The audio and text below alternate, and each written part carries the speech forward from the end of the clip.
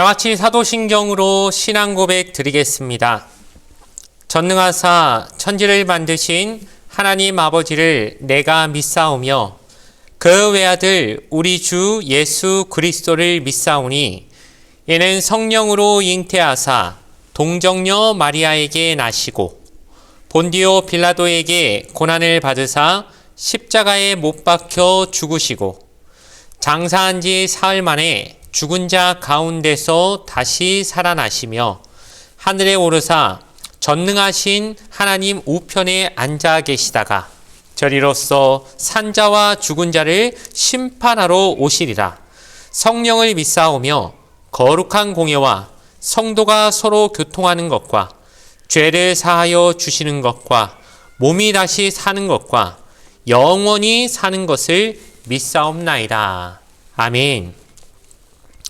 오늘 우리에게 주신 하나님 말씀은 구약성경 창세기 26장 26절에서 29절까지의 말씀입니다. 구약성경 37페이지에 있는 창세기 26장 26절에서 29절까지의 말씀, 구약성경 37페이지에 있는 창세기 26장 26절에서 29절까지의 말씀을 제가 읽어 드리겠습니다. 아비멜렉이 그 친구 아웃삿과 군대 장관 비골과 더불어 그랄에서부터 이삭에게로 온지라. 이삭이 그들에게 이르되 너희가 나를 미워하여 나에게 너희를 떠나게 하였거늘 어찌하여 내게 왔느냐?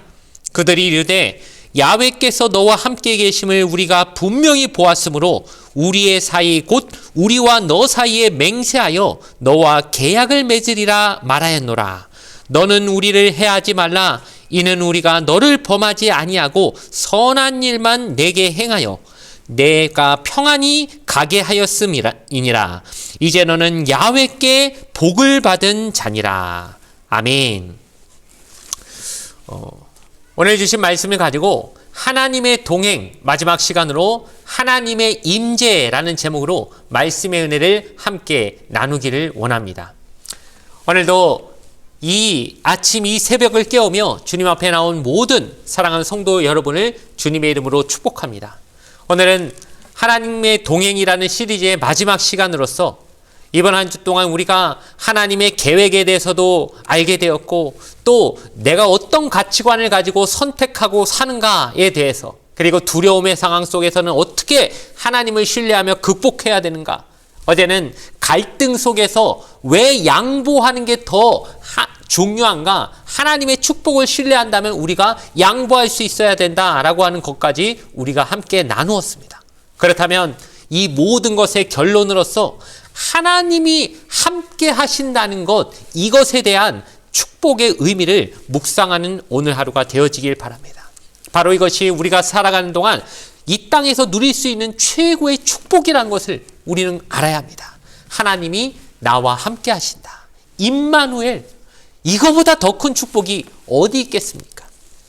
오늘 본문을 보면 우리가 살펴볼 때 첫 번째로 대적들도 하나님이 이삭과 함께 하신다는 것을 인정했다는 것, 우리가 먼저 생각해 볼 필요가 있습니다. 여러분, 본문, 우리가 읽은 본문을 보면 시작부터 놀라운 일이 이루어집니다. 이삭을 추방했던, 어제 우리가 살펴봤죠. 블레셋 왕 아비멜렉이 너 우리 땅에서 나가라 이렇게 공식적으로 추방 명령을 내렸던 그 아비멜렉이 신하들을 이렇게 데리고 직접 와갖고 이삭을 찾아옵니다. 원래 급한 사람이 찾아오게 돼 있지 않습니까? 이삭이 급한 게 아니라 블레셋 왕이 급해가지고 이삭을 찾아오니까 이삭이 그걸 보고 얼마나 의아했겠습니까? 그래서 물어보지요.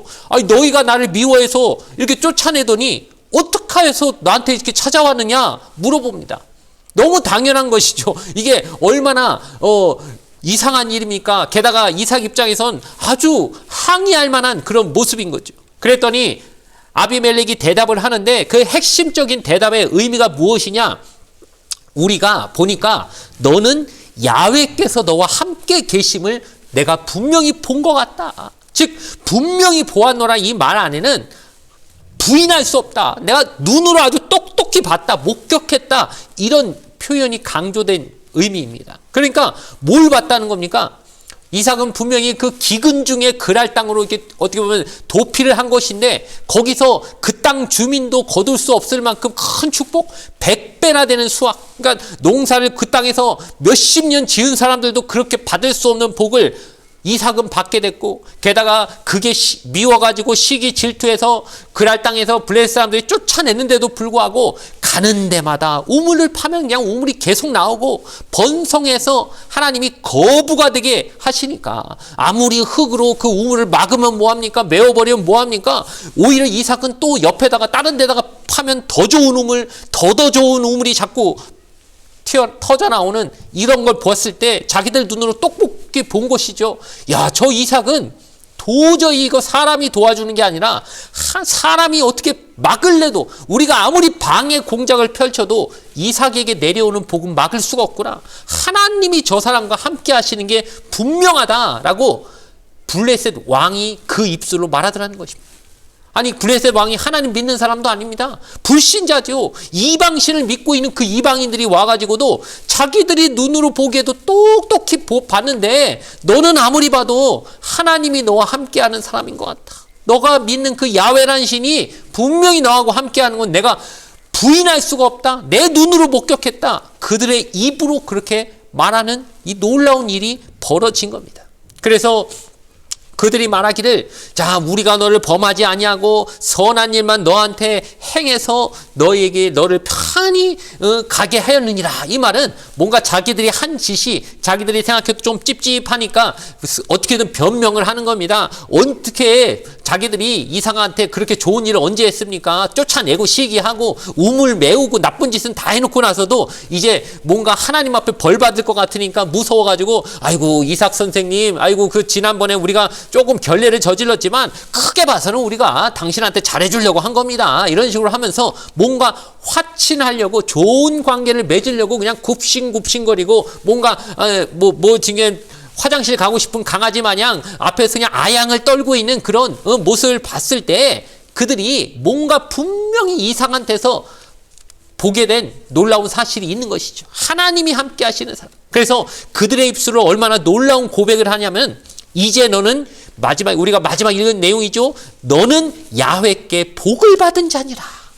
아유, 이보다 최고의 간증이 어디 있겠습니까? 하나님 믿지도 않은 그 이방 왕의 입술을 통해서, 이삭 너는 하나님의 복을 받은 자야. 하나님이 너와 함께 하신다는 걸 내가 분명히 봤어. 그렇게 고백하게 하신다는 것. 사랑하는 성도 여러분, 우리의 목표가 뭐가 돼야 되겠습니까? 저는 이 말씀을 보면서, 야, 정말 하나님 안 믿는 세상 사람들이 우리의 삶을 보고서 저 사람은 진짜 하나님이 함께 하시는 사람이야. 그렇게 고백할 수 있게 만든다면 이보다 더 귀한 게 없겠다. 우리의 목표가 그것이 돼야 되겠다는 생각을 하게 됐습니다.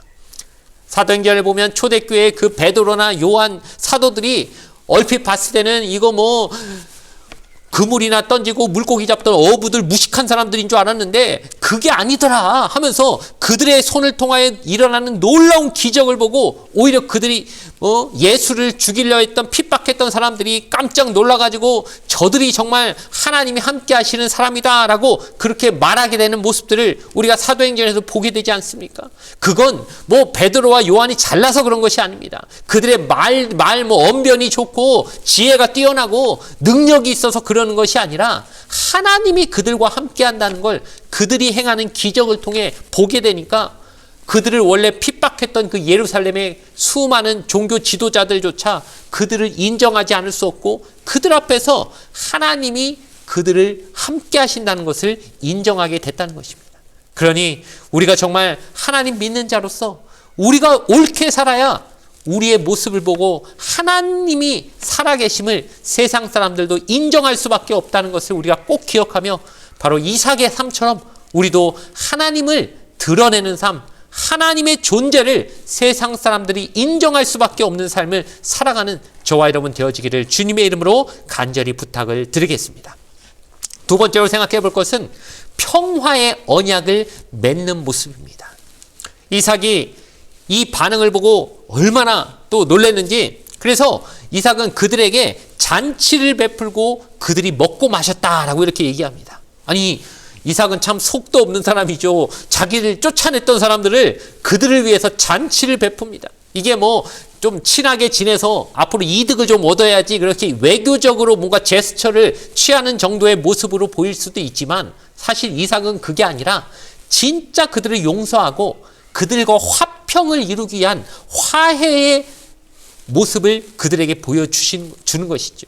원래 이스라엘 문화에서 함께 식사한다는 것은 그냥 단순히 밥 한번 먹는 이상의 의미가 있습니다. 이것은 저들과 더 이상 싸우지 않겠다. 영원한 화평을 또한 언약을 그들에게 확증하며 관계가 회복되었다는 것을 의미하는 중요한 의미를 가지는 것이 함께 밥을 먹는 것이죠. 그러니 이삭이 그들에게 잔치를 베풀면서 그들을 대접하는 그런 모습을 보이는 것입니다. 그리고 아침에 일찍 일어나 서로 맹세한 후에 이삭이 그들을 보내며 그들이 평안히 갔더라라고 그렇게 얘기하고 있습니다. 맹세했다는 것이죠. 맹세했다는 것, 즉 그들과 이제 맹세의 의미로 그 우물 이름을 이제 시바, 그리고 나중에 그 성 이름은 부엘세바라고 이렇게 하였는데, 즉 부엘세바, 이 이름의 뜻이 맹세라고 하는 의미가 있습니다. 그러니까 맹세했다는 것이죠. 창세기 안에서 그래서 이 부엘세바라는 장소는 굉장히 중요한 의미로 계속해서 등장하게 되는데, 아버지 아브라함도 여기서 아비멜렉하고 언약을 맺었는데 야곱도 나중에 여기서 하나님의 환상을 또 나중에 보게 되죠. 즉 하나님이 이 부엘세바라고 하는 곳에서 이 족장들 아브라함, 이삭, 야곱과 계속해서 하나님이 뭔가 하나님의 역사를 이루시는 중요한 장소가 되어지고, 나중에 후대에 가서는 이 이스라엘 안에서 제일 남쪽 지역이 어디까지냐? 부엘세바. 그래서 단에서부터 부엘세바까지라고 하는 그 말에도 이 부엘세바라는 말이 자주 등장하는 굉장히 중요한 의미로서 이곳이 사용되게 되는 것입니다. 하나님이 아브라함에게도 약속하셨죠. 내 씨가 내 그 대적의 성문을 차지할 것이다. 이 말씀이 오늘 이 장면에서 하나님의 약속은 반드시 성취된다는 또 하나의 모습도 우리에게 보여주고 있습니다. 왜냐하면은 대적들이 와가지고 지금 스스로 먼저 와가지고 아유 우리 좀 화평하게 지냅시다, 평화를 구합니다, 이렇게 하는 그 모습 자체가 대적의 성문을 차지하는 그 하나님의 약속이, 아브라함에게 주셨던 약속이 이삭에 대해 와서 완전히 성취되어지는 모습을 또 한 번 우리에게 보여주는 것이기 때문입니다. 즉 하나님은 절대 실현하는 분이 아니시고, 하나님이 인간과 달라서 거짓말하지 않으시고 했던 약속을 뒤로 물으시는 분이 아니기 때문에 그분이 하신 약속은 반드시 이루어진다는 걸 우리에게 보여주는 분명한 내용이라는 걸 우리가 꼭 기억하고, 이 약속의 말씀, 이 하나님이 주신 성경 말씀이 한 1.1획도 하나님의 약속은 어긋남이 없다는 사실을 꼭 붙잡고 살아가는 저와 여러분 되어지길 바랍니다. 이제 이삭이 블레셋과 평화를 유지하게 되었지만 여기서 모든 것이 끝나면 참 좋겠지만 갑자기 26장의 마지막 부분을 보면 약간은 어두운 그림자를 보게 됩니다. 그것은 뭐냐면 에서가 나이 40세의 헷족 속의 딸 2명을 아내로 맞이하게 되고, 이것 때문에 이삭과 리브가의 마음을 번민하게 했다라고 내용이 마치게 되기 때문입니다. 여러분, 왜 하나님의 동행이라고 하는 이 주제로 우리가 말씀을 계속 5일 동안 나누었는데 끝에 가서 왜 이런 이야기로 마무리가 될까? 중요한 메시지를 담고 있다고 생각합니다. 하나님의 동행이라는 것은 우리가 하루 한 번 한 대에서 끝나는 게 아니라 대대로 이어나갈, 즉 신앙의 여정이 다음 세대로 이어져야 된다는 것을 우리가 알고 있기 때문에 이삭은 이렇게 하나님 앞에 큰 축복을 받고 하나님의 그 언약이 성취되는 놀라운 경험을 했지만, 아들 에서는 언약 밖의 길을 선택했다는 겁니다. 해쪽 속은 가나안 이방 민족들이죠. 그 딸들과 결혼했다는 것은 단순히 개인적으로 그런 선택을 했다는 것 이상으로 언약 공동체에서 에서는 이탈해버렸다는 것을 보여주는 행위를 보이게 된 것입니다. 그러니 이삭과 리브가의 마음이 어떻습니까? 근심이 되었다라고 하면서 26장 전체 내용이 마무리가 되는 것이죠. 얼마나 어머니 아버지의 마음이 쓰라렸겠습니까? 아주 쓰디쓴 그런 고민의 거리를 던져주면서 매우 깊은 영적인 그 아픔과 슬픔을 느끼면서 이삭과 리브가가 고통스러워하면서 그 내용을 받아들였다는 겁니다. 우리에게도 큰 경고를 준다고 생각합니다. 부모의 신앙이 가만히 그냥 자동으로 자녀들에게 전승되면 좋겠지만 여러분, 그렇게 되지 않습니다. 아무리 이삭이 하나님과 일평생 동행하는 삶을 살았다고 하지만 에서는 하나님과 동행하는 삶을 살지 못했습니다. 이것은 어찌 보면 우리의 책임이라고 할 수 있습니다. 그래서 신명기는 우리에게 6장에서 우리에게 명령하는 것은 오늘 내가 내게 명하는 이 말씀을 너는 마음에 새기고 내 자녀에게 부지런히 가르치라고 하나님은 명령하셨지요. 이것이 바로 하나님께서 우리에게 약속하신 그 언약, 이것이 진정한 계승자가 누구인지를 우리에게 보여주는 또 하나의 암시하는 어떤 그 근거도 우리에게 보여주는 것이라고 할 수 있습니다. 에서는 하나님의 언약을 가볍게 여기고 언약 외에 내가 좋아하는 사람과 내가 결혼해야지. 그게 뭐 중요해. 이스라엘 민족 하나님의 언약 이런 거 별로 나는 신경 안 써 하면서 자기 하고 싶은 대로 사는 인생이 됐다면 이제 하나님은 둘째 아들, 동생이지만 야곱을 통해 하나님의 진정한 언약을, 하나님의 계획을 이뤄 가실 것이라는 걸 우리에게 보여주면서 26장의 내용이 마무리가 되고 있는 것입니다. 사랑하는 성도 여러분, 우리가 5일간 하나님의 동행에 관해서 이야기를 나누면서 중요한 것은 하나님은 우리 인생에게 큰 특별한 계획을 세우고 계시는 것이고 그것은 우리가 아니라 하나님의 선택이며 하나님이 먼저 계획하신 것이 있다는 것을 우리가 살펴보았습니다. 또한 그럼에도 불구하고 그럼 우리 아무 책임도 없느냐? 아니요. 내 가치관에 의해서 무엇이 더 중요한지 따라 우리는 선택하며 인생을 산다고 했습니다. 그러니 에서처럼 현재의 만족만 쫓아 살지 말고 야곱처럼 영원한 가치를 추구하며 살아야 된다라고 우리가 얘기했습니다. 또한 세 번째로 두려움 속에서는 우리가 끝까지 하나님의 약속을 붙들어야 된다는 것도 함께 나누었습니다. 이삭도 연약해서 자기 부인을 꼭 아버지처럼 두 번이나 내 부인, 내 누이 동생이라고 속였던 아버지의 그 잘못된 점을 자기도 모르게 그냥 스며들듯이 가랑비에 옷 젖듯이 그 잘못된 모습을 보고 배운 게 있어가지고 이삭도 위기의 순간이 오니까 연약해서 자기 부인을 자꾸 아내가 아니라고 속이고 그렇게 하려다가 결국 딱 들통이 나버렸지만 그 연약함조차도 하나님의 신실하심이 있기 때문에 하나님이 그를 버리신 게 아니라 끝까지 보호해 주시고 도리어 그 그랄 땅에서 하나님이 큰 거부가 되게 하시고 100배나 수확하게 하시는 놀라운 축복을 주셨다는 것 우리가 살펴보았습니다. 그러나 그런 복을 받아서 주변에 시기 질투를 받게 되니까 이삭이 막 따지고 내 권리 찾고 이게 아니라 나는 하나님께 받은 복으로 사는 사람이니까 인간끼리 아웅다웅하는 이런 걸로는 내가 그 갈등하는 모습에 들어가지 않겠다 하면서 진정한 축복이 싸워서 얻는 게 아니라 하나님의 은혜로 얻는다는 것을 꼭 그렇게 이삭의 삶을 통해 우리가 또 나누어 보았습니다.